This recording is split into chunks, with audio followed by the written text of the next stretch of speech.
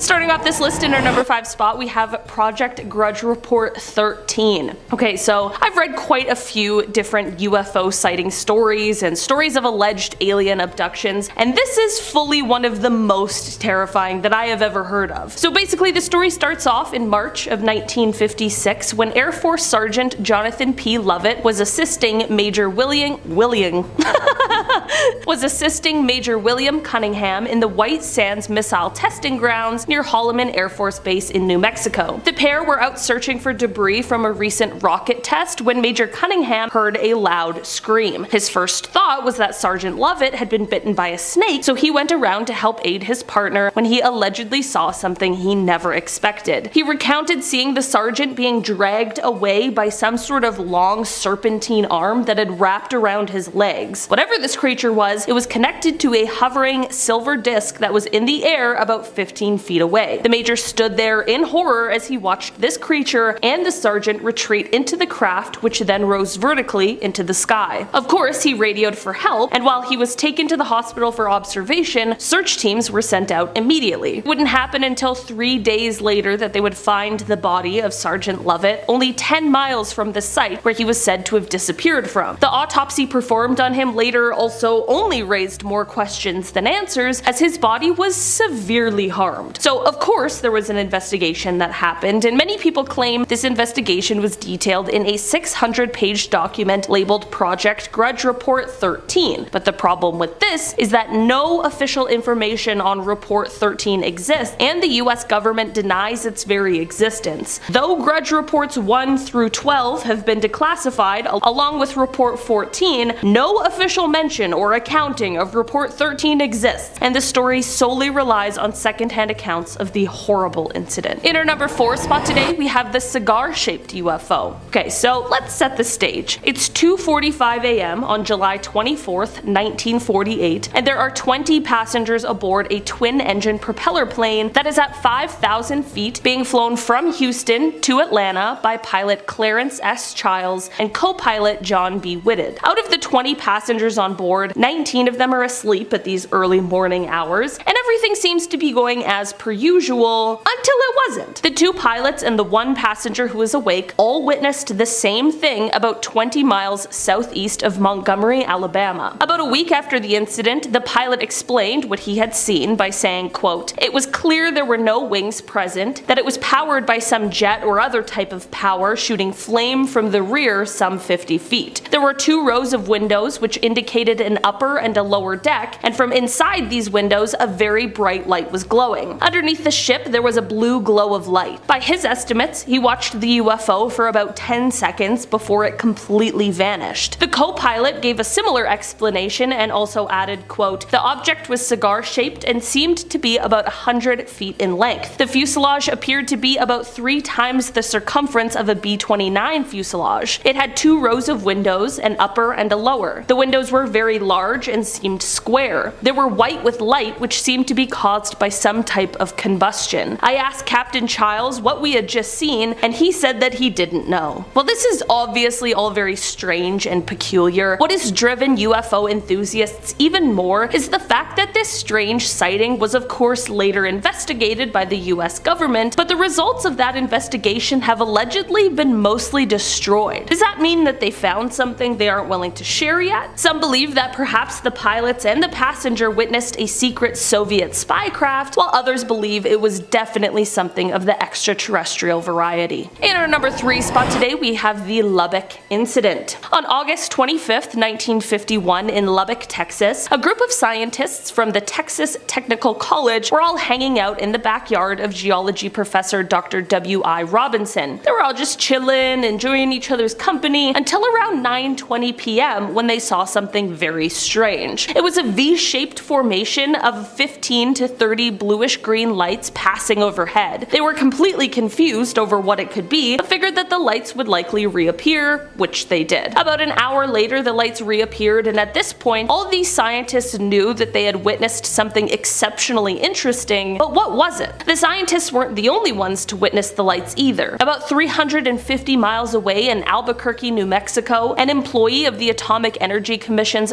top secret Sandia Corporation, who had a high-level Q security clearance, had been sitting outside with his wife, quote, gazing at the night sky, commenting on how beautiful it was, when both of them were startled at the sight of a huge airplane flying swiftly and silently over their home. On the aft edge of the wings, there were 6 to 8 pairs of soft, glowing bluish lights. There were more sightings as well, all reporting a similar thing. The group of scientists began investigating, tracking the lights, which they witnessed 12 more times. They measured the angle of the lights, they tracked the speed, and they attempted, unsuccessfully, to try and measure the UFO's altitude. Here's the deal with this though. The government did end up investigating, but the official explanation for these lights is the most cryptic message I've ever seen. It read, quote, I thought that the professor's lights might have been some kind of birds reflecting the light from mercury vapor streetlights, but I was wrong. They weren't birds. They weren't refracted light, but they weren't spaceships. The lights that the professor saw have been positively identified as a very commonplace and easily explainable natural phenomena. I can't divulge exactly the way the answer was found because it is an interesting story of how a scientist set up complete instrumentation to track down the lights. Telling the story would lead to his identity, and in exchange for his story, I promised the man complete anonymity. Despite people claiming that the mystery has been solved, by this explanation, people are left with a lot more questions than answers. In our number 2 spot today, we have the Shag Harbor Incident. This UFO encounter is often referred to as Canada's Roswell, so I was shocked that I hadn't heard of it before. Basically, this incident took place on October 4th, 1967, when an unknown object crashed into the water near Shag Harbor, which is a tiny town in Nova Scotia. There were at least 11 people who witnessed this object as it crashed, and many people claimed to have heard a whistling sound followed by a loud bang when the crash took place. The witnesses that claimed to have seen the UFO were all doing a bunch of different things at the time. One couple was just sitting on their porch, but the 2 witnesses that really get me are a flight pilot and a ship captain. On Air Canada Flight 305, First Officer Robert Ralph pointed out to Captain Pierre Charbonneau that there was something strange at the left side of the aircraft. They reported an object tracking along on a parallel course a few miles away and described it as a brilliantly lit rectangular object with a string of smaller lights trailing the object. Shortly after they first noticed it, there was a large but silent explosion near the unknown object, and then 2 minutes later there was a second explosion, but this one faded to a blue cloud. As for the ship captain, Captain Leo Howard Mercy, he saw 4 blips on his Deca radar that were totally stationary. This led to him looking up to the sky, and that is when he saw 4 bright objects sitting in a rectangular formation about 28 kilometers from the vessel's window. He wasn't the only one who saw it on board. The entire crew of nearly 20 fishermen stood on deck and watched. A man named Laurie Wickens was another one of the witnesses, and he and some of his friends ended up calling the RCMP, the Royal Canadian Mounted Police, because they saw a huge object floating in the Atlantic Ocean about 1,000 feet off of the shore. This is all super weird, and not only the RCMP, but also the Royal Canadian Navy and the Royal Canadian Air Force became involved in investigation, but nothing was ever recovered or found. But it was also revealed that all commercial, private, and military aircrafts along the eastern seaboard were accounted for, so what could have all these witnesses seen? Since they have never officially identified what it was in the official Government of Canada documents, it is listed as a UFO. And finally, in our number 1 spot today, we have the Westall Incident. Taking it back to 1966, we have the largest mass UFO sighting in Australia that at the time was largely ignored. This incident took place when over 300 students and staff members of a school in Melbourne all witnessed multiple UFOs silently flying through the air before they landed in a nearby field. Well, there's been a ton of speculation about this incident in the many years it's been. One witness account stands out among the rest, and that is the account made by the science teacher from the school, Andrew Greenwood. He was alerted to the UFO event by a hysterical student, and when he went outside to see for himself, everything changed. Previously a skeptic of UFO stories, Andrew's mind was abruptly changed when he saw, as he described it, a round silver object about the size of a car with a metal rod sticking up in the air. He went on to explain that suddenly 5 planes came and surrounded the object, all while more people were gathering to watch. He called what happened next the most amazing flying he has ever seen, explaining that, quote, every time they got too close to the object it would slowly accelerate, then rapidly accelerate, and then move away from them and stop. Then they would take off after it again, and the same thing would happen. This went on for about 20 20 minutes before the mysterious object just vanished. As weird as this all was, what was almost weirder was what happened next. Firstly, the headmaster of the school is said to have tried to put a stop to anyone talking about the incident at all, threatening severe punishment to any student or staff who was caught speaking about it, and when the Royal Australian Air Force contacted him,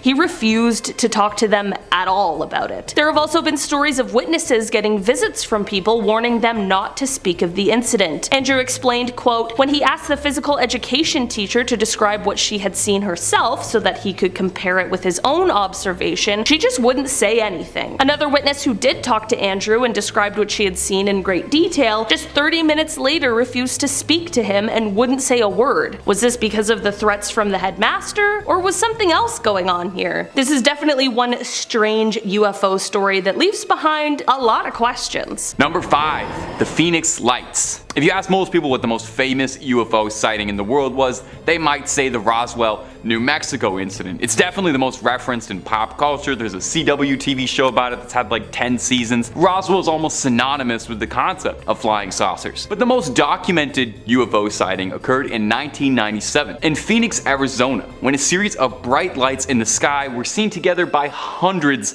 of people. Okay? This isn't just some passing dot, this was something hundreds of people corroborated on. Now, like any good UFO sighting, there's no real concrete answer as to what happened, and only speculation to go on. So let's run through the facts. It was on March 13, 1997. Hundreds of people around Phoenix described seeing these vivid bright lights, around 6 or 7 total. Now, reports claim that these mysterious lights were huge and big enough that they were blocking out your vision of the clouds, the stars, but they wouldn't produce any noise like a jet or a helicopter or anything. Big, blocky, silent. A few hours later on that same night, a second wave of sightings came over the city, describing a long trail of blinking objects that some said was a mile long and boomerang shaped. They were blinking in regular intervals, orange and blue lights. Air traffic controllers reported seeing these lights, but didn't detect any planes on the radar. And the air traffic controllers described this incident as inexplicable. But maybe the strangest part about all this, maybe just to me, is that the first person who called in the sighting was legendary 80s mullet owner and actor Kurt Russell, who was flying into the city with his son. Snake Plissken asked what the strange lights hovering over the city was, leading to Kurt Russell calling it in. The only thing he got back from air traffic control was, "We don't show anything." Now, officially, the military would claim that this was a test for high-intensity flares, but eyewitnesses weren't so convinced. The governor of Arizona at the time, who was a former Air Force officer, claimed that the aircrafts he saw that day didn't resemble anything he had ever seen in his life. So, what happened in Arizona that day? Was it a widespread enough hoax, government cover-up, or proof of life from beyond the stars? You tell me. And if you're looking for more UFO videos, you already know we have got that and then some. Click on through to the channel, we've literally got hundreds of UFO videos. You could be watching them for the rest of the evening. But if UFO stuff ain't your jam, we've got cryptids, conspiracies, true crime, fake crime, pretty much anything you could want. So hit subscribe, hit that little bell, and don't miss a single thing. But do it at the end of this video, would you kindly? We got way more UFO sightings coming up for you. Number 4. Japanese Flight 1268. Our next sighting comes to us out of Japan. Well, the skies of Japan. It's a video about flying objects after all. It was in November of 1986 when a pilot on a cargo flight thought that he made a close encounter of the third kind. When Captain Kenju Terauchi and a skeleton crew were flying a cargo delivery of some fancy bougie French wines into Japan, when Captain Terauchi claims he saw shining bright lights surrounding both wings of the plane. Now, initially, Terauchi said at the time he thought that this was just US flown fighter jets patrolling around the border of the Soviet Union. But when he got a decent look at the craft, he realized these weren't friends of Uncle Sam. He said, "2 spaceships stopped in front of our face, shooting off bright lights." He continued saying, "The inside of the cockpit shined brightly, and I felt warm in the face." These aircraft in particular were described as being cuboid, I guess they're Borg ships, with jet propulsion systems clustered around a dark center. At the same time that these unidentified objects were soaring by the plane, these objects seemed like they were jamming the plane's communications in some way, as Terauchi and the crew couldn't contact ground control at all during the sighting, as if there was some electromagnetic field. The rest of the crew, however, wasn't quite as convinced by this strange encounter, with the co-pilot and flight engineer believing that the objects they saw were not but strange lights. and agreed that they were definitely unexplained and they couldn't find a reasonable possibility for what they were, but that they didn't necessarily think they were flying saucers. A committee looking into the phenomena claims that it was just light refraction through ice crystals suspended in the clouds, but that doesn't quite explain how the cockpit got warm or anything like that, or where the communications were going. So what do you think? Aliens or ice crystals? Number 3. The Betty and Barney Hill incident. It's sad how many people see a UFO and no one else in the entire world will believe them. You know, not their friends, not their family. That's why this case is different. A young married couple claims that not only they saw a UFO together, but they were abducted together. That's one for the memory books. You know, they say the couple that probes together stays together. It's a fairly well documented case. It even served as the inspiration behind the alien abduction story in American Horror Story Asylum. And how about Evan Peters, huh? Love that guy. Anyway, the real story revolved around Barney and Betty Hill in 1961. The two of them were driving home through New Hampshire when they both saw a blinding bright light flying above them in the sky. Betty started to feel dizzy and the two of them soon found themselves asleep on the road. A moment passed and they found themselves parked in their driveway 2 full hours later, not remembering a second of what had happened. The couple claimed that they had traveled to a star system 39 light years away called Zeta Reticuli. The two had connections and were able to get in contact with Air Force officials to report their strange sighting, and would spend the next few years trying to explain their case to anyone who would listen in the desperate hopes of getting some help and some answers. Barney would meet with a psychiatrist regularly who he told that he kept having nightmares where he was being operated on by small gray-skinned, slanted-eyed creatures that would take samples of his skin, his fingernails, his flesh to do with he did not know. So the psychiatrist had him undergo hypnosis therapy, his wife as well, hoping perhaps that something repressed could be unearthed, and maybe they should have left it alone because what they found was terrifying. When going under hypnosis and waking back up, Betty was able to draw a scientifically accurate map of the star system from memory, creating a map that was nearly spot on to the real Zeta Reticuli. This incident inspired the Air Force to launch Project Blue Book to collect more stories of UFO abductions like this. Number 2. Kenneth Arnold. If you've ever wondered why flying saucers became the default term for UFOs as opposed to something like flying cigars or flying triangles, it has a very large part to do with this next story, which was one of the first big mainstream sightings of a UFO in 1947. Now interestingly, possibly coincidentally, possibly not, this incident occurred only a few weeks before the infamous Roswell, New Mexico incident, so UFO fever was just on the brain around 1947. This happened to Kenneth Arnold, a clean-cut all-American aviator. He was flying a small private plane over Washington around Mount Rainier on a scavenger hunt of sorts for the wreckage of a downed plane, which had a fairly significant reward offered by the Army for its salvage, which Kenneth was after, of course. While he was prospecting, Arnold claims to have seen 9 blinding bright flashes of light, flying in a bizarre pattern like the tail of a kite. Described as saucers moving at an incredible speed, Arnold tried to do his level best to assess what these things were from the seat of his aircraft, working out how fast they were moving, taking his watch and clocking from when they reached the peak of the mountain. He worked out that they were going about 1,700 miles per hour, which is pretty darn fast considering in 1947 humans had just broken the sound barrier at 700 miles per hour, and that was an unbelievable leap in technology. Whatever it was Kenneth saw, it was something far more advanced than anything he'd ever seen on Earth. When he'd landed, he told the crew at the airport about everything that he'd seen, suggesting that he'd seen missiles or maybe some experimental new tech. For weeks after, Arnold would become a media darling, being interviewed by several reporters, all hoping to get the big scoop on this. Part of what made this such a defining UFO story for the American people was how earnest Arnold was about his story. He was an honest man who provided straightforward facts, experience with aviation, a mathematical and rational approach to all of this, and very little in the way of wild speculation.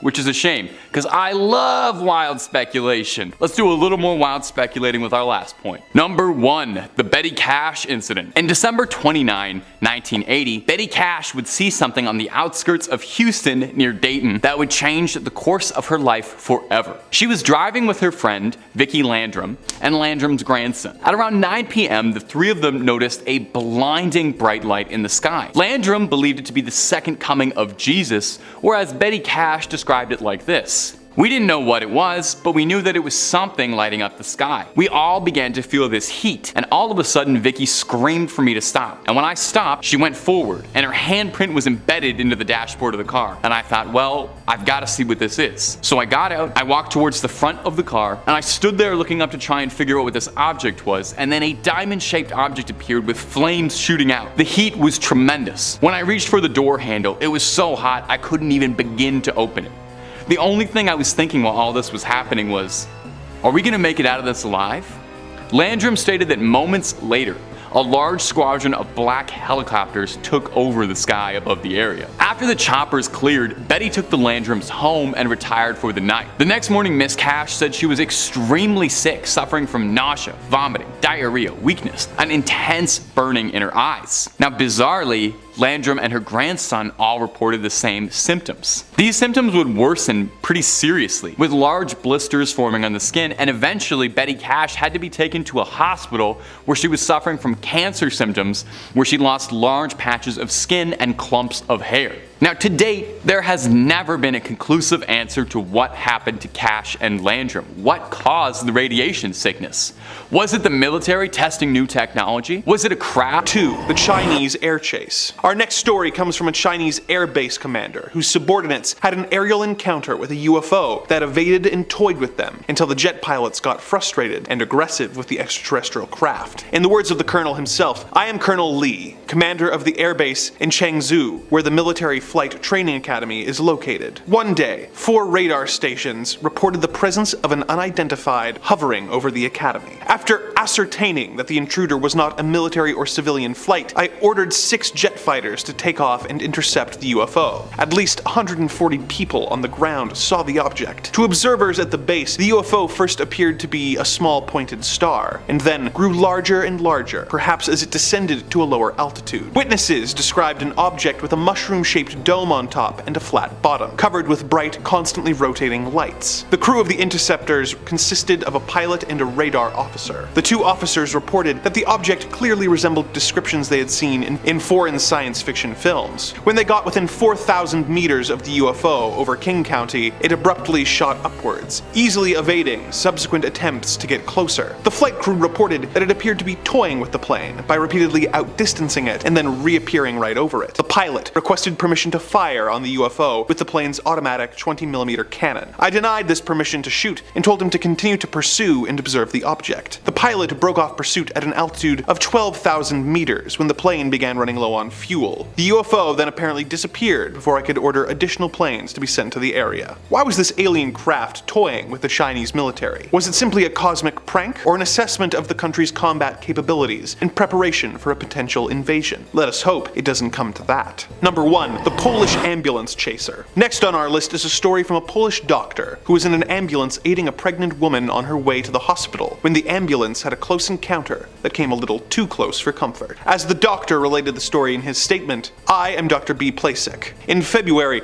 a woman named Mrs. Pluda, who was pregnant, began to experience labor pains, and the ambulance was called. She and I, plus the driver and stretcher bearer, were traveling along deserted country roads when we encountered, quite suddenly at 3:15 a.m., a huge crimson globe that came out of the sky and paced the ambulance for about 45 minutes. As we were a team of professional medical workers, our first concern was for the safety of the mother and baby, and we considered the UFO a distracting threat. For this reason, we did not get very emotional at the time. However, when we came to a level crossing, the 2 attendants in their hut were simply shaking with fear at the sight. We had to halt because the road was blocked by the huge crimson ball. To be more specific, this is what I believe we saw. At first, all of us in the ambulance saw the globe as a big red ball in the sky, some distance away. It looked larger than the full moon and was dark crimson in color. It immediately descended to the treetop height and hovered about 500 meters from the ambulance. 1 second, it hung in the sky at about cloud level. The next, it was seen hovering between 2 trees on either side of the road in the middle distance. All of us sensed the globe's ominous approach as it cruised towards us at a very low height,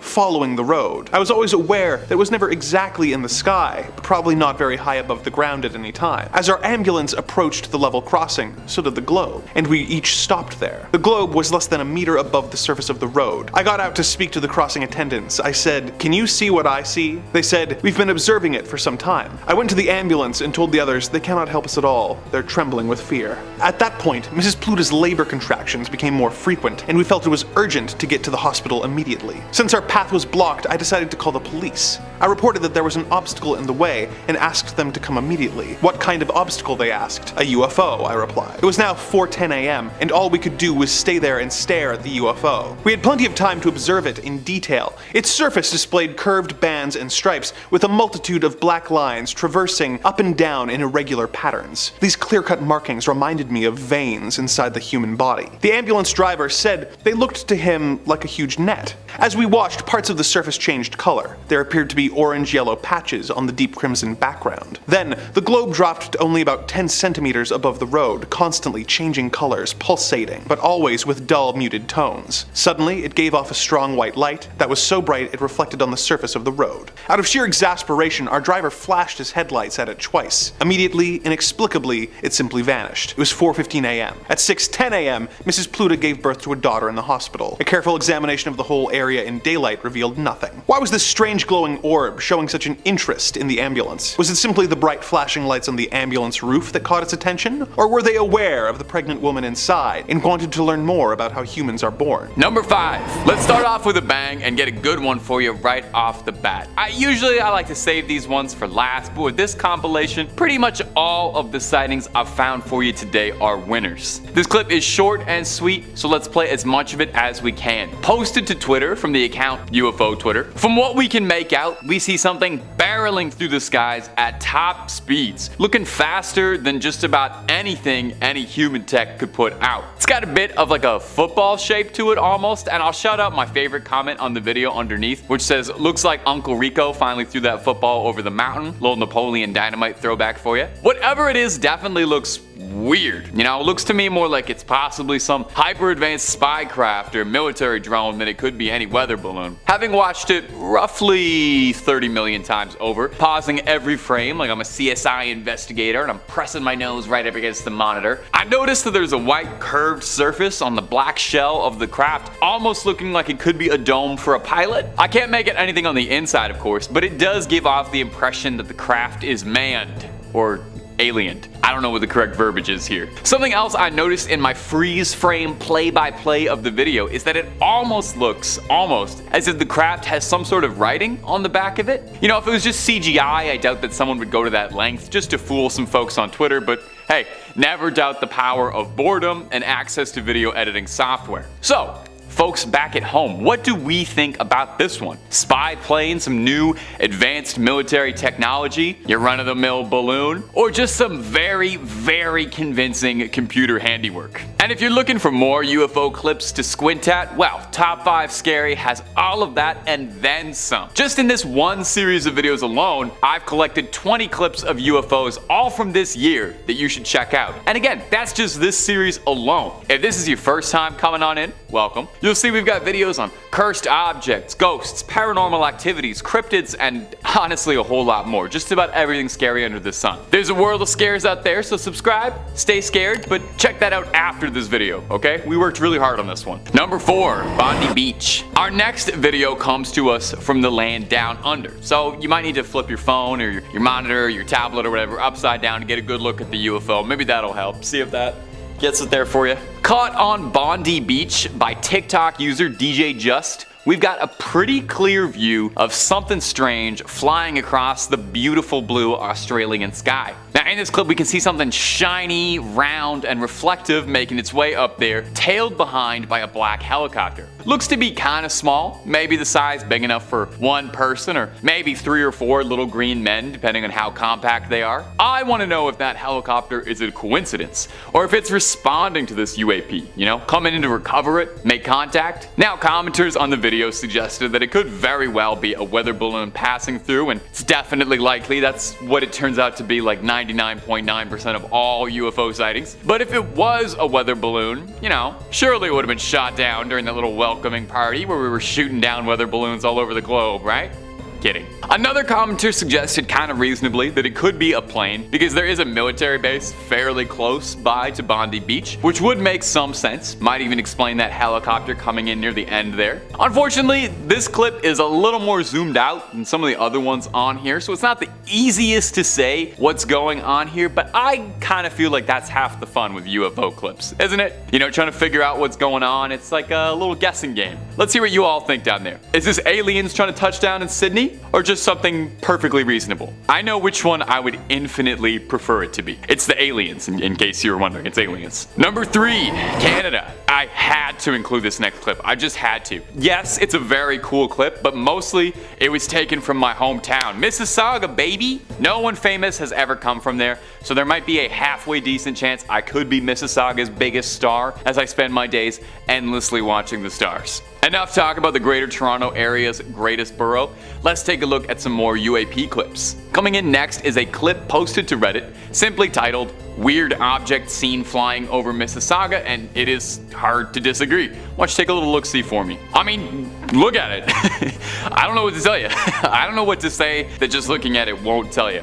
What on earth is going on here? What I love about this clip is that this one doesn't even remotely look like anything else I've seen in a minute. This doesn't look like a weather balloon or a flying saucer. I don't even know where you'd start describing this one, really. This one looks like it's a UFO Rorschach test, I think. You take a look at it and reveal some element of your personality. I kind of see a little spaceman, like a little Among Us guy, hovering around on a jetpack. The way it moves really gets me too. It seems erratic and alive, less like it's being controlled and more like something's fighting the controls here. Now, I always like to listen to both sides of every story when it comes to UFO sighting content, and one user in the comments here suggested that he was pretty certain that this was just a Mr. Peanut balloon being let loose, and I have to admit I kind of see it. I don't know if you want to throw up a photo of Mr. Peanut here. I just think it's absolutely hilarious if this UFO sighting is really just a sighting of a giant floating lagoon. I'll leave it to my commenters to decide. You're my best and brightest. How are we feeling on this clip? Is this something weird in the sky? Proof of travelers from beyond the stars experimenting with some new technology that we couldn't possibly understand? Bigger than any of us? Bigger than this galaxy? Or is this just a bit of advertising for a salty snack from the Planters Corporation? Either truth is horrifying. Number 2, best UFO clip. Our next video was posted to TikTok by the user UFO Tracker. Good, we need somebody tracking that. And the caption says it's the best UFO sighting caught on camera. It's definitely pretty good, I'll give him that. But I'm putting it at the number 2 spot if for nothing else to keep UFO Tracker humble. You know, I want to keep you working hard. But for what it's worth, this is definitely a great clip. Why don't you take a look for me? We can see a flying saucer type looking UFO floating around in the sky, almost looking a bit like a perfect sphere. You know, it looks like it's got a glowing light in the middle. If anyone out there is an Apex Legends fan, immediately I said it looks exactly like a cargo bot, and you should consider shooting it down for some loot. And someone in the comments said the exact same thing, so hey, gamer minds think alike, or however that saying goes. Just as it seems like we might be able to get a good glimpse of whatever is happening up there in the sky, a fleet of what looks like a bunch of military vessels show up, presumably just to take care of what is just a weather balloon, right? Now, a lot of people in the comments on this one were more skeptical than usual, I noticed, with most of the commenters suggesting that this was either a balloon or a drone. One of the comments posted bemoaning how good CGI is getting, saying, "I don't believe anything I see on video anymore." Another one saying, with how good CGI is getting, it's harder and harder to tell the real from the fakes. I mean, I get it, we are getting pretty good. I'm not even a real person, I'm just an AI generation that does these videos for you. This clip does look pretty fantastical. The only trouble is I couldn't really find a location of where this was happening. If this was footage of one of those strange objects that have been shot down recently over the sky in the US or not, who knows? Maybe this footage was absolutely never meant to be seen, and I just got the whole office marked for surveillance, as if we're not already. My Google search history is enough to have me on like 4 different agency watch lists. It's nothing but alien videos, skinwalkers, Bigfoot sightings, and recommendations for local frozen yogurt places. And number 1, above the Pentagon. Now, you know I try to save the best for last for you guys, So here's one that I thought really stood out. I like to give you guys a little reward for sitting through the video. Good on you. Someone was recording driving down near Washington, D.C., and they spotted something incredibly bizarre moving through the clouds by the Pentagon of all places. It's hard to make out at all what's happening here, but in the clouds we can see something gigantic, like behemoth size, almost looking like a pyramid or an Imperial Star Destroyer floating through the clouds. It seems too as if it's almost like cloaking in and out sometimes. Maybe I'm just crazy, maybe I'm too tired, maybe I've had too much coffee or not enough. But man, I love a UFO clip where while you're watching it, you just scratch your head and throw your arms up and go, yeah, I have absolutely no idea what's going on here. That could definitely be aliens. This giant cheese wedge shaped thing in the sky certainly raises some eyebrows. It's way too big to be a drone. It's way too triangular to be a balloon.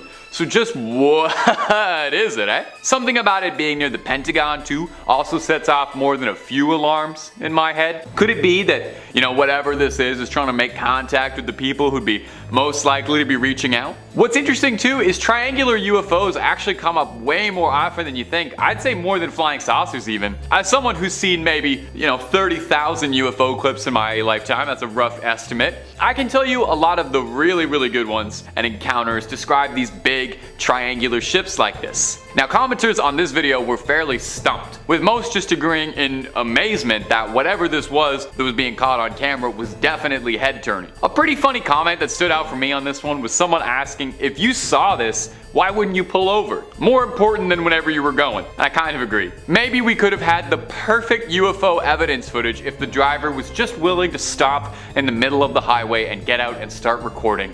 Some people are so inconsiderate. Number 5, above Las Vegas. Our first clip coming up today comes to us from Las Vegas, Sin City, and possibly a place of close encounters. Now, I wouldn't outright ignore a UFO sighting just because it came from Las Vegas, but it's definitely worth remembering that anyone recording this clip probably was having a lot of fun and, doing some things, and probably just lost a down payment on their house, so take it all with a grain of salt as you would any other UFO clip. Like most UFO clips, it's pretty difficult to make out what's happening exactly, but up in the sky we can see something moving through the cloud that sure doesn't look like a bird, a plane, or Superman. We can see a red ring looking down ominously on the streets below like the Eye of Sauron. From what we can make out, the shape looks to be gigantic. Impossible to really ascertain from a street level, but yeah, it's big. It is definitely big. Now, I love the feel of this clip, like the aliens flying overhead feels very cinematic to me, but the skeptic in me has to acknowledge with how many bizarre lights must be going off at any given time down on the strip,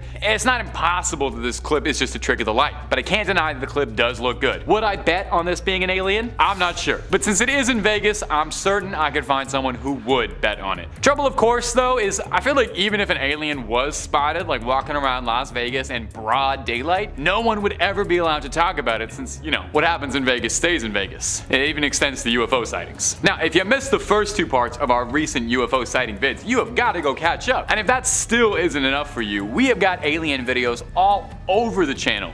So click that subscribe button, ring that little bell for video notifications, and don't miss a single frame of evidence from us. Stay subscribed, informed, and scared. Number 4, in Brazil. For our next one, we are going to be headed out to Brazil, and wow, I have absolutely no idea what is going on in this clip, but it is definitely bizarre. Let's get some eyes on it. Can you take a look at this for me? I'd say what on earth is that, but I think it is extremely clear that whatever is happening in this clip is not of this earth. It looks like a ball of molten hot lava just existing, vibing, floating along in the countryside. It almost looks like it's dripping too, which I think is interesting. Could this be like sparks flying off of a craft or some technology infinitely too advanced for little old me to possibly understand? A commenter on the video made an interesting comparison that I will include here too for posterity, noting that the dripping effect reminded one commenter of the described UFO in the Rendlesham Forest incident, which was purported to have also been dripping something out of it as it flew, which resembled magma. And if you don't know the Rendlesham Forest incident, we've covered it a couple times on the channel. Can't remember the exact titles of the videos, but I definitely have talked about it. The entity moves very erratically, so it's hard to even guess what this could be. The light seems to be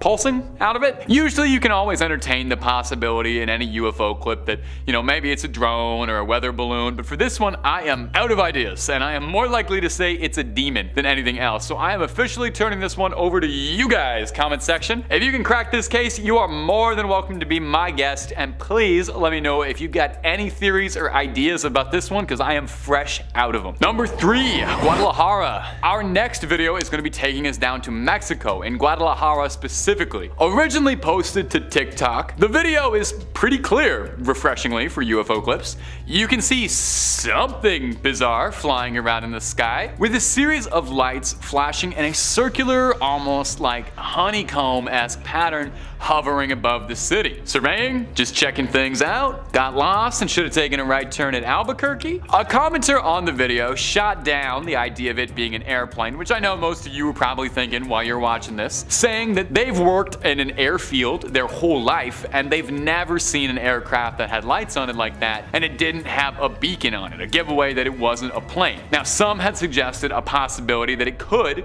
be a collection of drones all flying together in unison, but for what purpose, I could not tell you. A very complicated hoax? A military operation? Just for kicks? I think what's getting me about this clip is that the UAP flies in like a perfectly straight line, but isn't a plane. I don't know enough about drones to dispute this, but I can't imagine it'd be easy to get a ton of drones all moving in a perfect formation like that, but maybe it actually is very easy and I'm just ignorant. All I know is that this clip is definitely weird, and I've watched it approximately 100 times, pausing and yelling at my editor to zoom and enhance like I'm a CSI guy. If anyone in the comments can translate what's being said in the video, maybe that'll help out. Although I imagine it's mostly people just saying, look at that weird thing in the sky, what is that? And I feel like you've probably got more than enough of that from me in this video already. Number 2, South Africa. Our next clip is down in Zambia, South Africa, and it honestly looks like an arrival scene that came out of a movie. We can see 4 blindingly bright lights slowly coming forward in the night sky, offering absolutely no clue as to what this could possibly be. Now, the usual drone theory is definitely possible. We can consider this could be 4 drones moving in unison or something, but I don't know. It seems too perfect to be drones. Now, since it is in South Africa, I would be more than a little concerned that this could possibly be the prawns touching down, and I hope we all learned a very important lesson from District 9 about how to treat our alien friends. The clip in question also features an amazing narration, and I don't know how much of it we're allowed to include in here. A lot of you are so smart, you're so intelligent. Tell me what this is. These things are so aligned.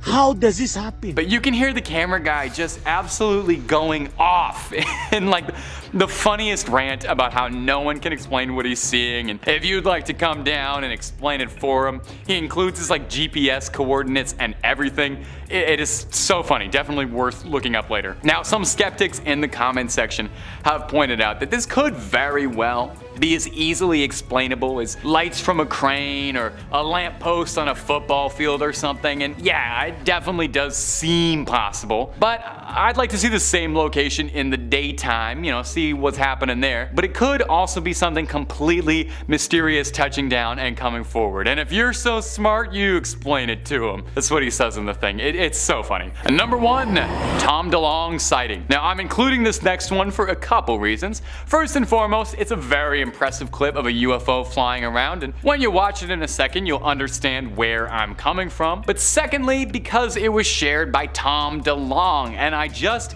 love the fact that after selling out who knows how many Warped tours, the Blink-182 frontman spends his days looking for all the small things in the sky. That's a little Blink-182 joke for you.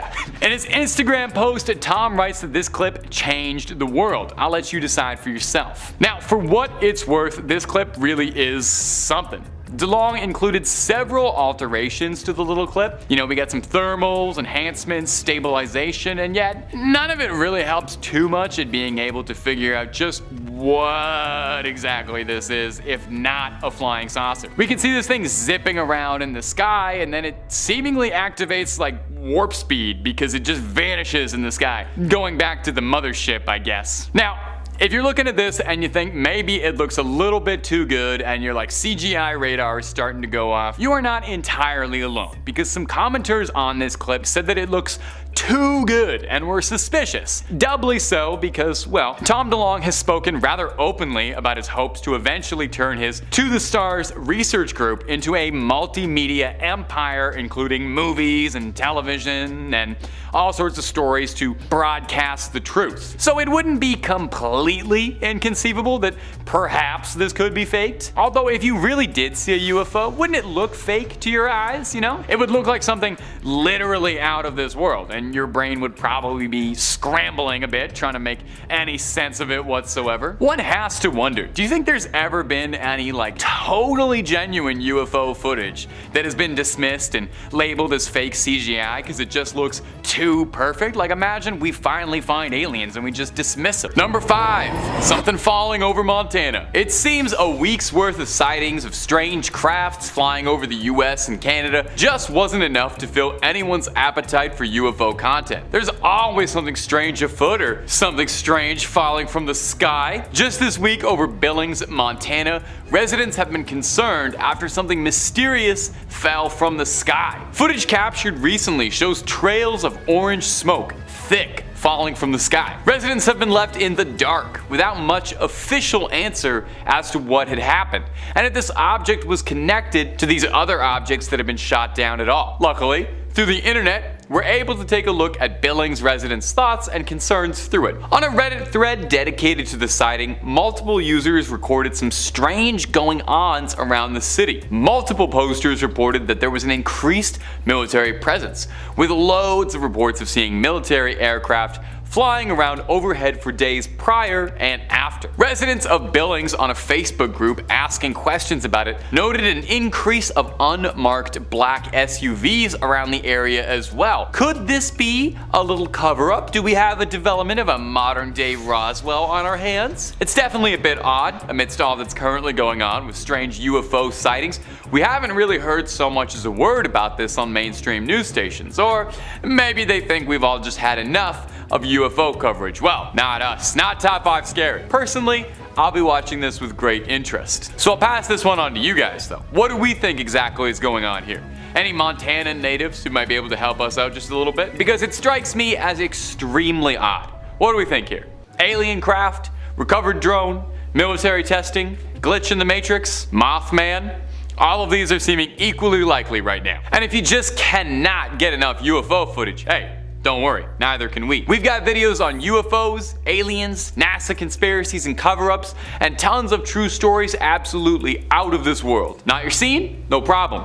We got loads on the channel and something scary for the whole family. So take a look, subscribe, and stay scared. But stay watching this video because I got more UFOs for you. Number 4, floating beehive. Now our next clip's origins is a little bit disputed, and it's a bit of a mystery as to when and where exactly it was sighted. But what most people can agree on is just how bizarre this footage is. So why don't you take a look with me. This object has been alleged to have been spotted over Denver, but it's also been alleged to have been seen over Spain. Entirely possible it's been over both. This footage has been stabilized and cleaned up as much as possible to try and provide a clear look at whatever is floating around up there, and well, I have no idea whatsoever. It kind of looks like a floating beehive that almost seems like it's got a combustion inside of it. It looks like something is erupting in a flame. And maybe it's just me and my own tired eyes, but it almost looks like whatever this thing is twisting shape and contorting midair in a way that almost makes it seem organic. Now, what I like about this clip is how different whatever this thing is looks like compared to most UFO, UAP footage I've seen out there. More than a few commenters pointed out that they think it looks like a stone face, with a bunch referencing that one episode of Rick and Morty with all the giant alien heads that come to Earth and they do the Get Swifty song. It's a good one, to be fair. Definitely a fair comparison. Unfortunately, even with stabilization and enhancement and cleaning up the video, it's still extremely difficult to ascertain just what exactly it is we're dealing with here. Doesn't seem human in origin, and it definitely seems like it's something that could have been out of this world. So, if anyone's got any insight onto this thing, please point us towards it. Number 3, the floating cigar. I got another bit of stabilized footage of something strange in the air from Reddit for you. Check out our next clip. And may I say a big thank you to the folks out there who are stabilizing their UFO footage. That is leaps and bounds ahead of what we've been doing with UFO stuff for years. No wonder we're making such strides in recent years. This clip was posted to Reddit from a user whose account has now been deleted. Deleted by choice or silenced? Maybe clear your browser history after watching this video, just to be safe. Hey, you should probably do that anyway. I'm not judging you, but you know, make sure. Anyway, let's get to the clip. Take a look. This is definitely one of the more bizarre UFO clips I've seen in a minute, and I spend literally all day in an office watching bizarre UFO clips, so I think that ought to count for something. When you think of a UFO, you kind of think of a flying saucer, cute little dome up top. Or maybe you think of like a cool sci-fi looking fighter jet, but I think very seldom do you think of a floating cylinder going through the air like this, sort of hovering in one spot menacingly. It looks like it's radiating lights, either with a seriously reflective surface, or it's producing them itself and kind of just vibing up there in the clouds. Worth noting is that across several reports of unexplained phenomena and mysterious crafts reported by Air Force and Navy pilots, one of the more repeated ones was strange cylindrical craft, and a comparison very frequently was made of a floating cigar. And whatever this is certainly does look like a floating cigar, enough to give me a bit of pause, but I also read hundreds upon hundreds of alien stories and watch UFO videos all day, so I'm more of a tinfoil hat conspiracist than the average duck. You know what this kind of reminds me of though? Is that little gadget in Men in Black that they use to erase everybody's mind when they see something they're not supposed to. Looks a ton like that to me. Maybe that was the point of this thing. A mass amnesiac designed to quickly flash over the population and erase any recent memories of UFO and UAP spottings. That, or it's just like a weird weather balloon. That's what it ends up being like 99.9% of the time. Number 2, floating triangle. Now our next clip is another one shared to Reddit, and hey, while I'm here, shout out to the UFO subreddit for making finding clips of alien crafts just so much easier than it was a few years ago. You gotta love the information age. Now, keep your eyes peeled for this next one coming up, because it is a serious doozy. I had to do a little bit of digging for this clip, put on my newsman fedora, try and get down to business, but from what I could turn up, this footage was captured somewhere soaring over Guatemala City. In the video, we can see what is a pretty clear triangle shape flying through the air with blinding bright lights casting down onto the surface. This clip to me has that feel of UFO footage, you know, the vibe. It looks a bit like something that could have come out of a movie, which does almost make me feel like maybe it's too good to be true. Of course, there's also the possibility that whatever I'm looking at right now is just a very advanced spy plane seen from down below and giving off a very unique silhouette. Like the cigar clip before it, black triangle UFOs are one of the more commonly reported descriptions of UFOs. In fact, even on the comments of this clip are several commenters stating that they've all seen similar things. Now, obviously, take that with a grain of salt, of course, because they're YouTube comments. No offense to my beloved YouTube commenters, you know I love you. But it does help paint the picture that whatever is happening has happened more than once. Now, my theory for this clip is I think this most likely is something military and advanced, and if I wanted to kind of get out there with my theorizing, which I do, it could potentially be something reverse engineered from recovered technology. Luis Elizondo, who I mention in these videos all the time, is a former US intelligence agent and a notable figure in the world of UFO discussions. And he's claimed multiple times that he knows that the US has reverse engineered craft from recovered UFO parts, and has insisted a few times that the craft in particular he is referring to is triangular in nature. Could this be what he's alluding to? Completely possible. Time will tell, of course. And number 1, Hawaii re-entry. I try to save the best clip for last, and I sure hope this doesn't disappoint. If that last one from Guatemala didn't have you convinced that there's tech out there we can't explain, why don't you try this on for size? This recently captured footage came to us from a Redditor, One Gold Breadfruit. Thank you. Take a look at this bizarre experience they caught pulling into Maui, Hawaii. If you're watching this on your phone, crank the brightness just for a few seconds and see if that helps out a bit. It almost seems like what we're looking at is something huge being rendered invisible by some cloaking technology, maybe on a loan from the Predator. What's throwing me most about this clip is that just the size of whatever is being caught on camera here. Most UAP or UFO videos, it's pretty difficult to figure out how large something is when you're looking at a blurry dot in the sky. But here, it's almost like we're face to face with what looks like a massive craft. Some commenters have suggested that what you're looking at right now is a satellite re-entering the Earth's atmosphere, citing a particular event in 2008 as proof, though the footage is dated from 2020, so not entirely sure. Some other commenters argued that it didn't look like something re-entering the atmosphere, as there was no visible trails of any kind on the craft as it entered. I can't say too much about that. I am not a rocket scientist even remotely. Just look at me. I'm not giving off rocket scientist vibes. I'm a YouTuber and I'm a UFO enthusiast. If you have some insight, I am definitely all ears. But until then, I'll probably just be watching these clips over and over again, pausing frame by frame in a dark basement like I'm Agent Mulder sitting alone trying to get to the bottom of this. I just want to believe, darn it. I'm just gonna call this first sighting or series of sightings February 2023. February was quite a month for unidentified flying objects, and I wanted to start this list off with these sightings because of how recent they are. They may not be as definitive or weird as some of the other sightings on this list, but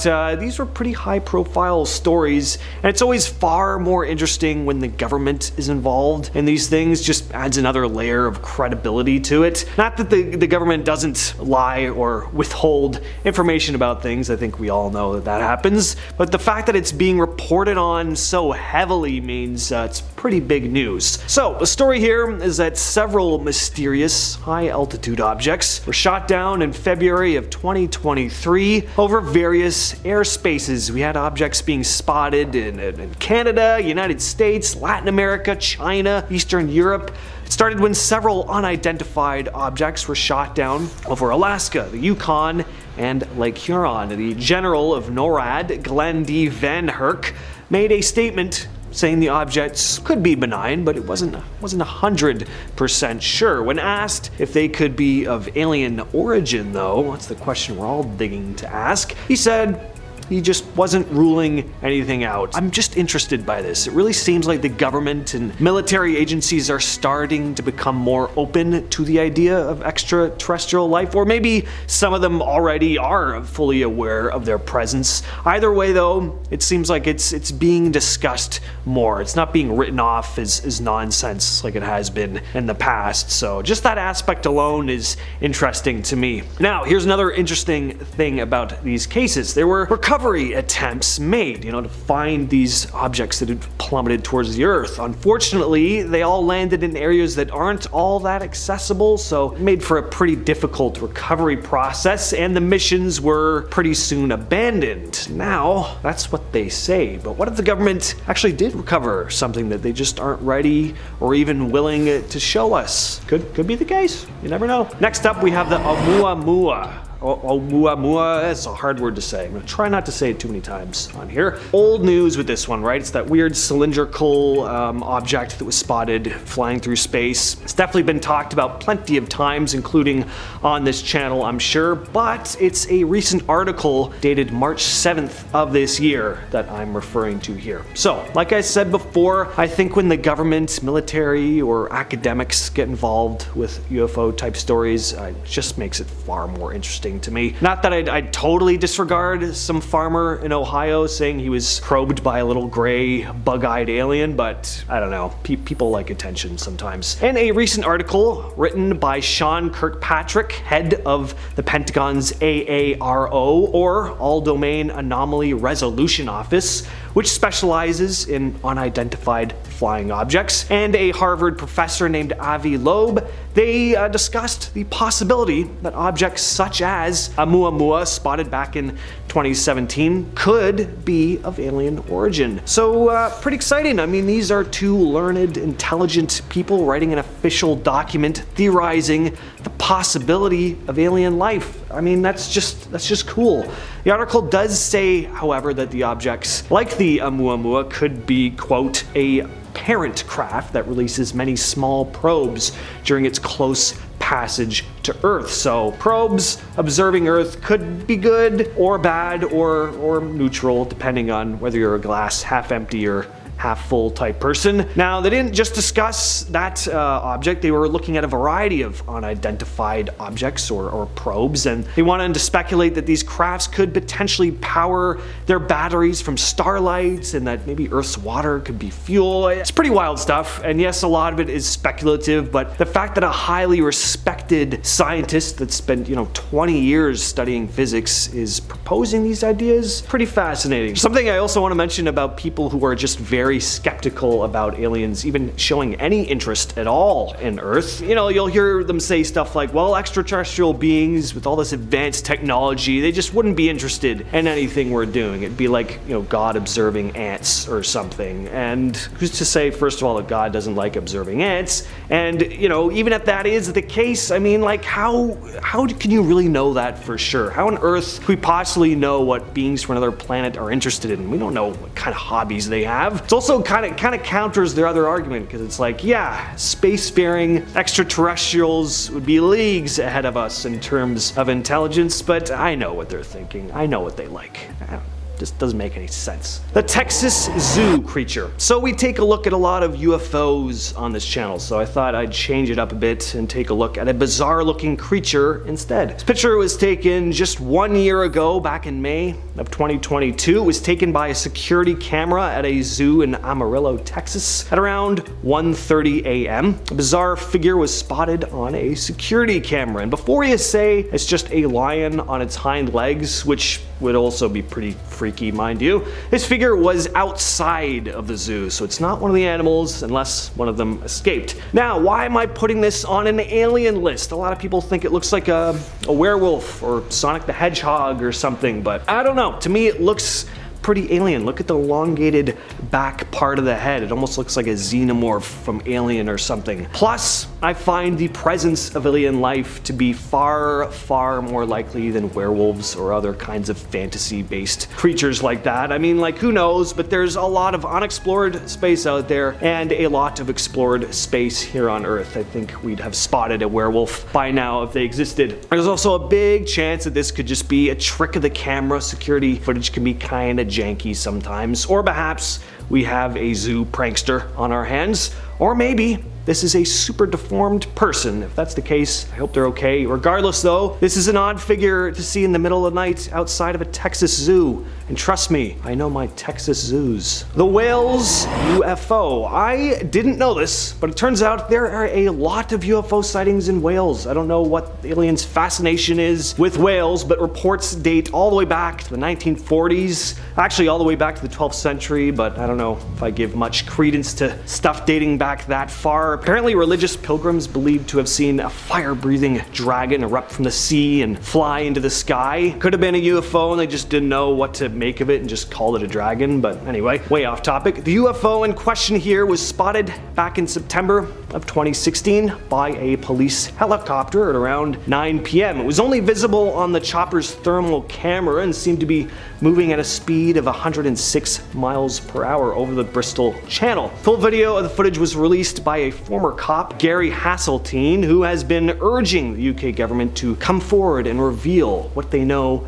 about UFOs. What's also interesting about this one is that the object was moving against the wind, so it is or was being operated one way or another. It's not like it was some object caught up in a wind current or something. Police also stated years after the event that it could have possibly been a drone, but they were struggling to keep up with it, so it'd have to be a pretty fast one. There are drones that reach that 100-mile-per-hour speed, but they're pretty high-end. Your common drones clocking at around 45 to 70 miles per hour, so again, who knows, but it's possible. And coming in at our number one spot, we have aliens in Bolivia. I wanted to finish off with this one because we have reports of both your typical UFO sighting and reports of actual aliens being spotted here, so we're getting some real bang for your buck with this one. The story just happened back in March of this year, and it all started when residents of a small village in the La Paz area of Bolivia claimed to have spotted a mysterious green light in the sky. A bunch of people pulled out their phones and started filming. They were in absolute awe. and said it looked to be some kind of alien spacecraft. Then 2 days later, little people were spotted running around the town at night. One villager named Rita Marquez reported to news outlets describing the creatures as little, almost like goblins, and is quoted saying they were miniature beings, like those little people who appear to children. And it felt like something creepy was happening, like they were welcoming their friends, you know? Now, I'm not sure exactly what she means by that, but it's definitely odd. This bizarre situation all culminated with several residents claiming to have found one of the small creatures curled up dead in a gutter one morning, the body of which soon vanished. So we clearly have a lot going on here. Weird lights in the sky, possibly even an aircraft spotted, little beings running around the streets at night, a dead one, unfortunately. It's all pretty weird, and sure, it's possible it's just a hoax or even maybe mass hysteria, but there's also a good chance that it isn't. I love stories like this where there are multiple witnesses. Again, it adds another layer of credibility to the whole thing, because obviously it's a lot harder to organize a hoax and get multiple people involved. People talk, you know, they let secrets out. Another interesting thing about this one is that authorities did get involved and told the villagers to kind of stay hushed about the whole incident, so maybe they just thought everyone was nuts and didn't want to spread misinformation, but perhaps there is something going on here that they need to cover up for one reason or another. Either way though, something happened. Are they among us? We may soon find out. Starting off, we have the original Roswell sighting. One simply cannot discuss aliens, UFOs, or anything supernatural without mentioning that fateful summer of 1947. Rancher W.W. Mack Brazel had found wreckage on his property in Lincoln County, New Mexico, roughly 120 kilometers north of Roswell, sometime between mid-June and early July, describing it as rubber strips, tinfoil, and thick paper. The ranch had no phone and no radio, leaving Matt completely unaware of the ongoing flying saucer craze, so he gathered the debris and just pushed it under some brush to dispose of it. This was not the first instance of a flying disc spotting in the region, with several stories already being reported to the press that year. On July 5th, Mack drove into Corona, where he heard stories of silvery flying discs, and 2 days later, on July 7th, made the decision to bring the wreckage into the sheriff's office in Roswell. The sheriff called in the Roswell Army Airfield, which assigned the matter to Major Jesse Marcel. Mack brought Major Marcel back to the debris site, and the two gathered up more pieces of rubber and tinfoil, with the Major taking the materials home. On July 8th, Public Information Officer for the Roswell Army, Walter Hott, issued a press release stating that personnel from the field's 509th Operations Group had recovered a flying disc near Roswell. On that same day, Major Marcel took the material to his base commander, Colonel William Blanchard, who reported the findings to General Roger Ramey at Fort Worth Army Airfield. FWAF for short. General Ramey ordered that the material be flown to Fort Worth immediately, leaving Marcel to board a B-29 Superfortress to make the flight. As soon as Marcel brought the material to General Ramey's office, both Ramey and his chief of staff, Colonel Thomas Dubose, identified the material as pieces of a weather balloon kite. The weather officer on duty explained to reporters that ray wind devices were used at around 80 weather stations across the country. The balloons were attached to a 6-pointed reflective device that looked like a silver star. After launch, the balloon would expand with increasing altitude before bursting at around 60,000 feet, with pieces dispersing in their fall to the ground. Now, after the initial newspaper reports of 1947, the Roswell incident faded from public attention for more than 30 years, until the late 1970s, which brings us to February of 1978, when UFO researcher Stanton Friedman interviewed Major Marcel, whose statements contradicted those he made to the press in 1947, saying they wanted some comments from him, but he wasn't at liberty to do that. All he could do was keep his mouth shut. And General Ramey is the one who told the newspapers, the newsman, what it was and to forget about it. It's nothing more than a weather observation balloon. Of course, they both knew differently. Now, while he didn't elaborate on that statement, and I wish he did deny the popular theories at the time of any bodies being found near the debris. After the United States congressional inquiries, the General Accounting Office launched an inquiry and directed the Office of United States Secretary of the Air Force to conduct an internal investigation. A report released in 1994 concluded that the material recovered in 1947 was likely, keyword here, debris from Project Mogul, a military surveillance program employing high-altitude balloons in classified portions of an unclassified New York University project by atmospheric researchers. A scholarly consensus emerged concluding that the military had decided to conceal the true purpose of the crash device, allegedly nuclear test monitoring, and instead inform the public that the crash was of a weather balloon. The balloon had allegedly been launched from Alamogordo, Army Airfield a month earlier, carrying a radar reflector and classified Project Mogul sensors for experimental monitoring of Soviet nuclear testing. The Air Force reports were dismissed by UFO experts as being either disinformation or simply implausible. Yeah. Now, the scary part about all of this for me is counting how many times the government has changed its tale, expecting the general public to believe them each time. Which story do you believe? In fourth place, we have an anonymous report from 2013 from Athens, Texas. A retired military firefighter and commercial pilot, who was also a former astronaut, submitted his account of what happened around 10:15 p.m.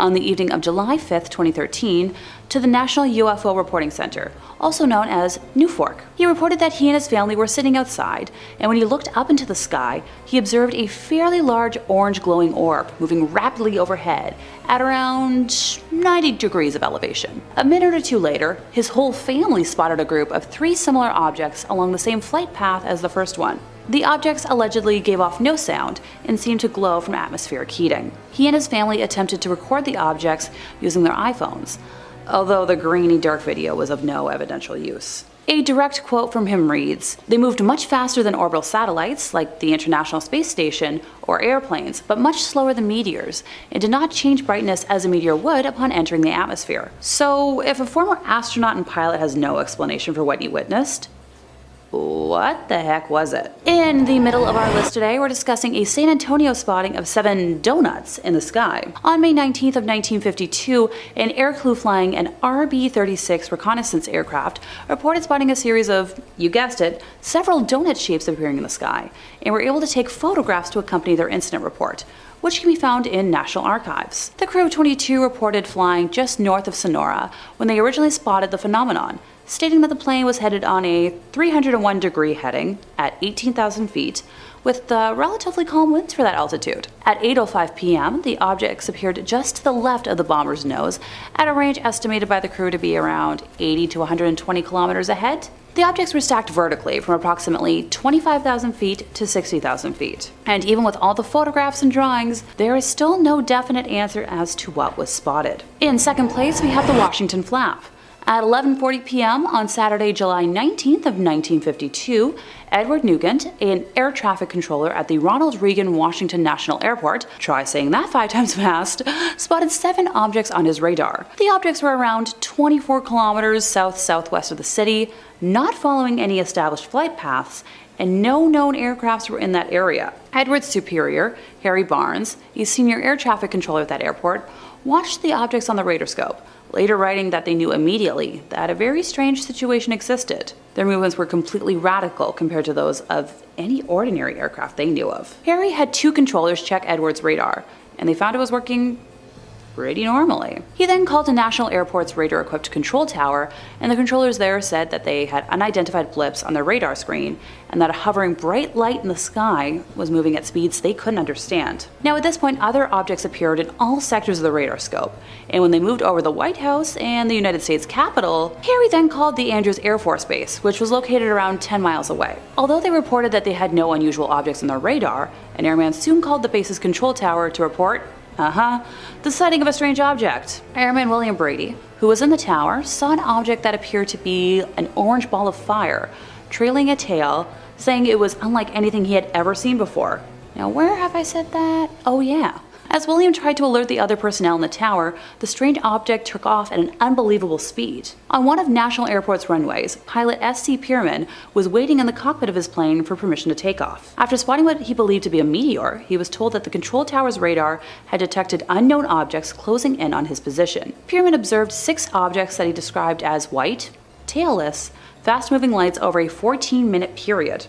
He was in radio contact with Harry during his sighting, and Harry later reported that each sighting coincided with a pip that could be seen near his plane. When he reported that the lights streaked off at a high speed, it disappeared on their scope. Now meanwhile, back at the Andrews Air Force Base, Staff Sergeant Charles Davenport observed an orange-red light to the south, where the light would appear to stand still, then make an abrupt change in direction and altitude, with the phenomena happening over several times. At one point, both radar centers at National Airport and the radar at Andrews Air Force Base were tracking an object hovering over a radio beacon. The object vanished in all three radar centers at the same time. At 3 a.m., shortly before two United States Air Force F-94 Starfire jet fighters, I'm really ancient on my airplanes today, from Newcastle Air Force Base in Delaware arrived over Washington. All of the objects vanished from the radar at National Airport. However, when the jets ran low on fuel and left, the objects returned, which convinced Harry that the UFOs were monitoring radio traffic and behaving accordingly. Now, the objects were last detected by radar at 5:30 a.m. The government later tried dismissing the events of that day on a temperature blip, but those who were present have been adamant otherwise. In first place, we have the abduction of Betty and Barney Hill. Yeah, I know I said I'd be talking about UFO sightings today, but this event is a combination sighting and abduction that I couldn't leave off the list. The Hills were a married couple that lived in Portsmouth, New Hampshire. Barney was employed by the United States Postal Service, while Betty was a social worker. They were active in the local Unitarian congregation, members of the NAACP, and Barney sat on a local board of the United States Commission on Civil Rights. Overall, they seem like pretty normal folks, right? The UFO sighting happened at around 10:30 p.m. on September 19th of 1961. The Hills were driving back to their home in Portsmouth from a vacation in Niagara Falls in Montreal. Just south of Lancaster, New Hampshire, Betty noticed a bright point of light in the sky that moved from below the moon in the planet Jupiter upwards to the west of the moon. While Barney was driving, Betty reasoned that she was observing a falling star. Only, it was moving upwards. Because it moved erratically and grew bigger and brighter, Betty convinced Barney to stop their car for a closer look, as well as to walk their dog, Dulcie. Barney obliged and stopped at a picnic area just south of Twin Mountain. Now by this point, Betty had dug out her binoculars for a closer look and described seeing an odd-shaped aircraft flashing multicolored lights travel across the face of the moon, believing it to be a flying saucer based off of stories she had heard from her sister. Now taking his turn with the binoculars, Barney thought it was just a commercial plane at first, but soon changed his mind because without looking as if it had turned, the craft rapidly descended in his direction, causing him to realize something was wrong. The Hills said they continued driving on the isolated road, moving very slowly towards Franconia Notch in order to observe the object as it came even closer. At one point, the object passed above a restaurant and signal tower on top of Cannon Mountain and came out near the Old Man of the Mountain. Betty testified that it was at least 1.5 times the length of the granite cliff profile, which was 40 feet long and it seemed to be rotating. At one point, the object descended rapidly towards their vehicle, causing Barney to stop in the middle of the highway. The huge silent craft hovered at around 80 to 100 feet above the Hills' 1957 Chevrolet Bel Air and filled the entire field of view in the windshield. Barry stepped away from the vehicle and moved closer to the object, which he later said was roughly the size of a huge pancake. And that statement right there just made me hungry. Still using the binoculars, Barney claimed to have seen 8 to 11 humanoid figures peering out of the craft's windows, seeming to look right at him. In his report to investigator Walter Webb of the National Investigations Committee on Aerial Phenomena, NICAP, Barney described specifically that the beings were somehow not human, but humanoid. In unison, all but one figure moved to what appeared to be a panel on the rear wall of the hallway that encircled the front portion of the craft. The one remaining figure continued to look at Barney and communicated a message to him, saying, "Stay where you are and keep looking." Barney had a recollection of observing the humanoid forms wearing glossy black uniforms and black caps. Red lights on what appeared to be bat wing fins began to telescope out of the sides of the craft, and a long structure descended from the bottom of the aircraft. Now, the silent aircraft approached what Barney estimated was within 50 to 80 feet overhead and 300 feet away from him. Not arriving home until dawn, the Hills stated that they had some odd sensations and impulses they couldn't explain. Now, extremely confused, the Hills said they tried to reconstruct what had exactly happened the night before, but their memories were incomplete and fragmented. Notice I did a little bit of a jump there.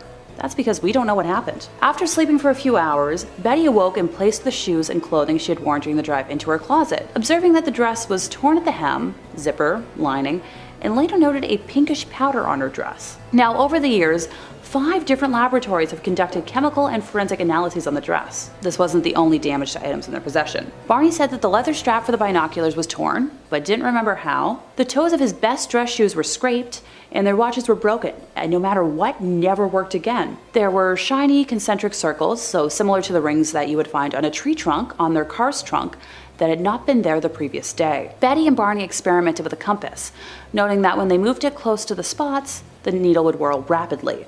But when they moved it a few inches away from the shiny spots, it would drop down. 10 days after the UFO encounter, Betty began having a series of vivid dreams, which continued for 5 successive nights.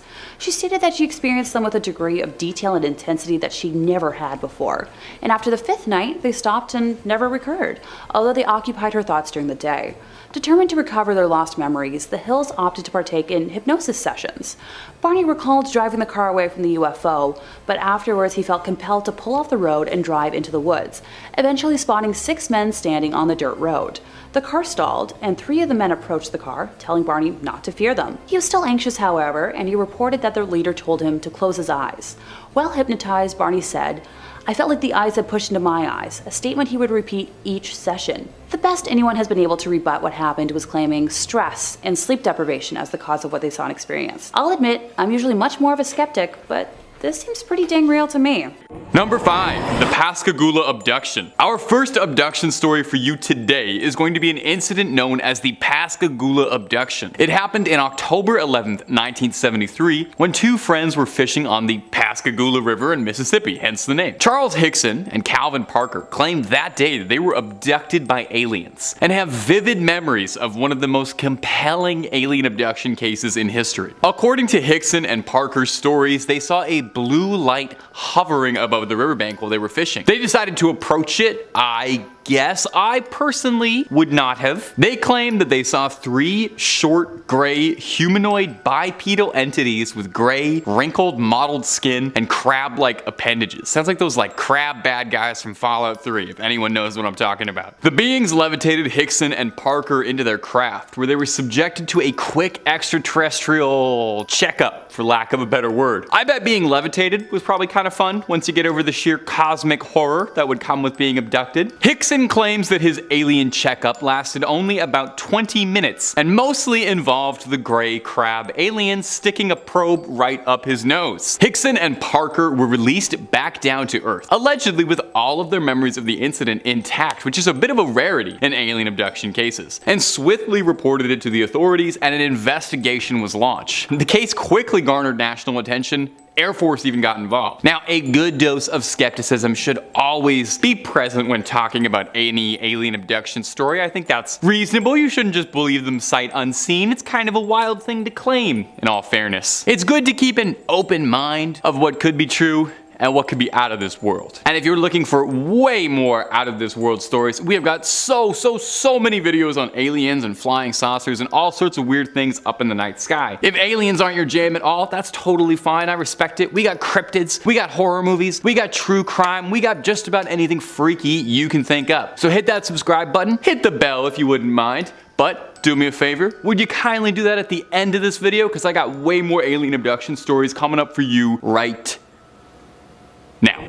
Number 4, Kelly Cahill. Our next abduction story comes to us from the land down under and involves a woman who was brought aboard an alien ship down under up above. Her name is Kelly Cahill, and in 1993, her story shocked Australia, which is not easy to do. They're not an easily shockable nation. According to Cahill, she and her husband were driving home from a friend's house in the early hours of the morning when they saw a strange object hovering in the sky. As they approached it, the object suddenly descended and landed in front of their car, blocking their path. Cahill claimed that the craft was a triangular-shaped UFO and was larger than her car. Cahill and her husband then experienced a period they would describe as missing time, unaware, as if there was a hole in their memories. They would later recall that they were being taken aboard the craft and experimented on by strange beings which they described as being tall and thin, with bluish-gray skin and large black almond-shaped eyes. She claimed that they were communicating with her telepathically, and that she was able to understand them despite not knowing their language, meaning she got to follow along with the horrors of what's happening. The big problem I think we have with being abducted by aliens, first and foremost, is the language barrier. Wouldn't be scary at all if I knew what tissues they were collecting and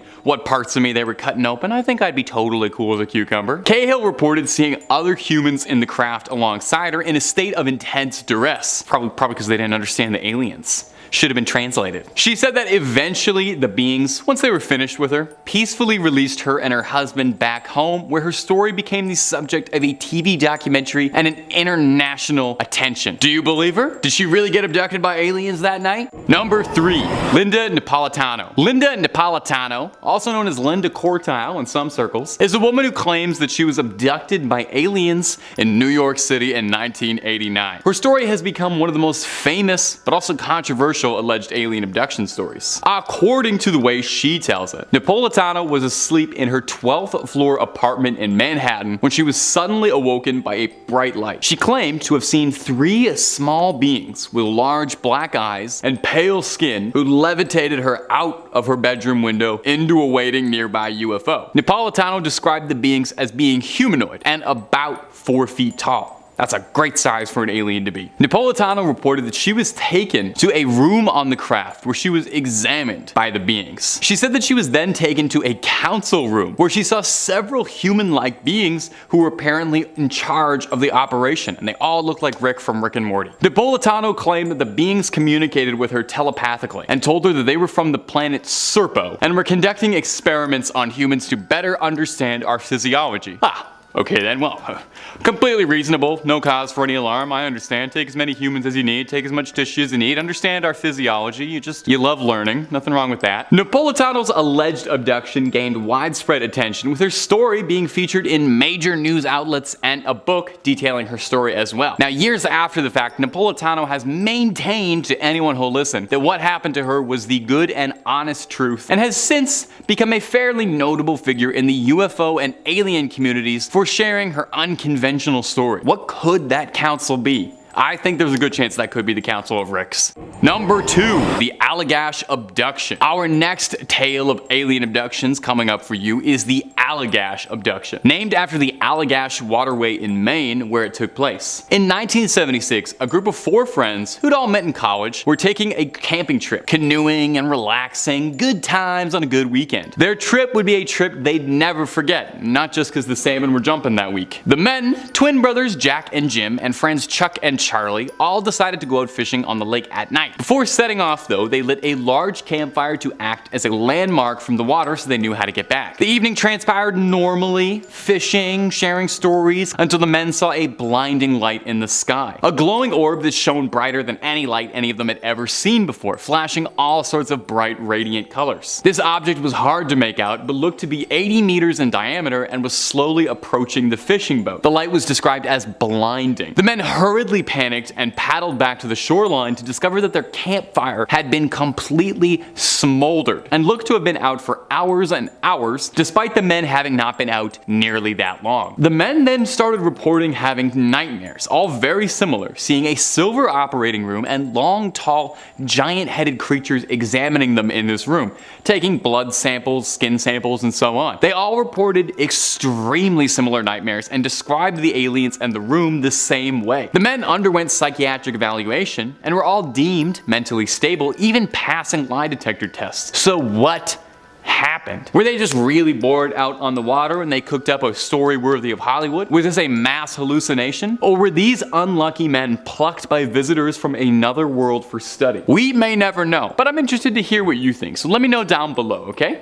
And number 1, David Huggins. David Huggins. Where do I begin? Our last story is that of David Huggins. I personally think I saved the best for last. At least I think so. Let's see if you agree as well. David Huggins is an artist who claims that he's been abducted by aliens not just once, but multiple times throughout his life. His first account happened when he was very young, reporting that he saw a UFO hovering over a nearby field, and a humanoid figure appeared down from the craft, blessing Huggins by telling him telepathically that he had a special mission to fulfill in life. If only he had any idea what that meant. Just a special mission, that's very vague. He would get closer to the truth on that because over the years, Huggins claimed that he had several encounters with these same alien humanoids, who he describes as being tall and thin with large heads and eyes. He says that these beings have taken him aboard their craft and shown him a number of things, including the creation of the universe and the future of the human race. Now here's where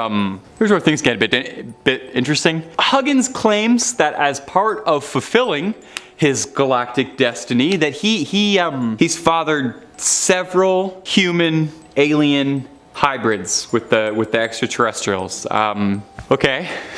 Inspired by these momentous events, Huggins painted his truth, rather directly influencing his artistic career with several of his paintings and his works depicting humanoid beings and UFOs and sometimes showcasing what happens when an alien and a person love each other very much. His paintings are actually visible in the Visionary Art Museum in Baltimore if you want to go check them out sometime. I will say they're pretty fun paintings. I would love to have one in my living room. Just a fair warning though, before you go Googling, they are definitely not safe for work unless your work is my work.